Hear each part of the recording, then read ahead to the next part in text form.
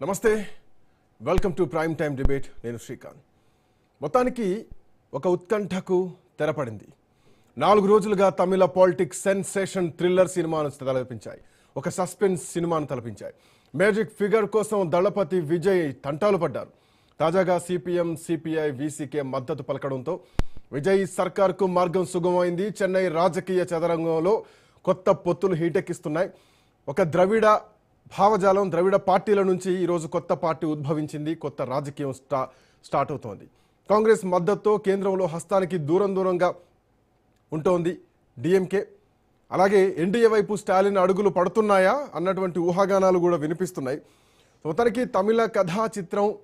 ఎటువైపు దారి తీయబోతోంది మొత్తానికి ఒక క్లారిటీ అయితే వచ్చింది సౌత్లో ఒక సౌత్ సెంట్రిక్గా దేశం మొత్తం కూడా ఎదురు చూస్తోంది పశ్చిమ బెంగాల్ హీట్ని తలదన్ని విజయ్ సినిమా నడిచింది విజయ్ ప్రభుత్వం సినిమా నడిచింది సినిమా తరహాలోనే నడిచింది నిజానికి ఒక బయోపిక్ తీస్తే వాస్తవానికి ఈ ముఖ్యమంత్రిగా ప్రమాణ స్వీకారం చేసేంత వరకు ఓ బయోపిక్ను పెట్టొచ్చేమో అన్నటువంటి స్థాయిలో విజయ్ ప్రభుత్వానికి అట్లాంటి సవాళ్ళు ఎదురయ్యాయని చెప్పాలి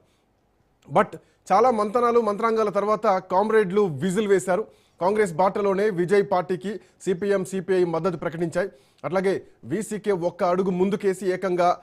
విజయ్ సీటు పైనే గురిపెట్టింది తిరుచి ఈస్ట్ సీట్ను ఇవ్వాల్సిందేనన్నారు తిరుమావళవన్ గెలిస్తే మినిస్టర్ పోస్ట్ ఇవ్వాలంటూ కూడా కండిషన్ పెట్టారు బట్ ఏదేమైనా కానీ టీవీకే ప్రభుత్వ ఏర్పాటుకే మద్దతు ఇస్తున్నట్లు కామ్రేడ్లు స్పష్టం చేసిన తర్వాత తమకు ఏమేమి మంత్రి పదవులు ఇస్తున్నారు అన్నదానికి తమకేం మంత్రి పదవులు అక్కర్లేదని కూడా చెప్పడం జరిగింది అయితే ప్రజా వ్యతిరేక విధానాలపై డిఎంకేతో కలిసి పోరాటం చేస్తామని ప్రకటించాయట వామపక్షాలు ఇక ఇండియా కూటమిలో విజయ్ తుఫాన్ దుమారం రేపుతోంది అటు ఇండియా కూటమి నుంచి స్టాలిన్ బయటకు వచ్చేసినట్టే కాంగ్రెస్ పార్టీ వెన్నుపోటు పొడిచిందంటూ కూడా స్టాలిన్ ఇప్పటికే చాలా కోపంగా ఉన్నారు కనిమూలు ఇప్పటికే ప్రకటించింది కాంగ్రెస్ పార్టీ ఎంపీలతో మేము కూర్చునే ప్రసక్తే లేదని చెప్పేసి తమ స్థానాలు మార్చాలంటూ కూడా చెప్పడం జరిగింది అటు స్పీకర్కు ఓం బిర్లాకు లేఖనే రాయడం సంచలనంగా మారింది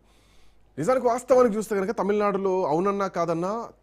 ప్రాంతీయ పార్టీలదే హవా ఎక్కువగా ఉంటుంది జాతీయ పార్టీలు పెద్దగా రాజకీయం చేసేటువంటి అవకాశం ఉండదు జాతీయ పార్టీలు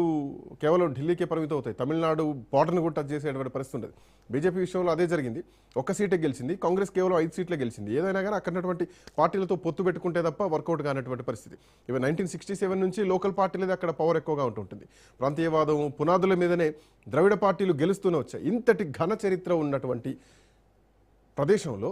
జాతీయ పార్టీలకైనా అక్కడ ముచ్చెమటలు పట్టాల్సిందే తమిళనాడులో ఎంటర్ కారని చెప్పేసి రాహుల్ గాంధీ గతంలో పార్లమెంట్లో మాట్లాడారు సో ఇట్లాంటి పరిస్థితుల్లో ఇక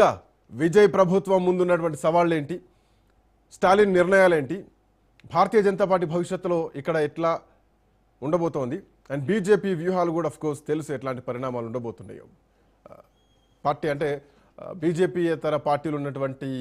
రాష్ట్రాల్లో ఎలాంటి పరిస్థితులు గతంలో ఉన్నాయో భవిష్యత్తులో కూడా అఫ్కోర్స్ అవునన్న కాదన్న విజయ్ ఫేస్ చేయాల్సిందే బట్ విజయ్ సిద్ధంగానే ఉన్నారు మొదటి నుంచి ఎన్నికల ప్రచారం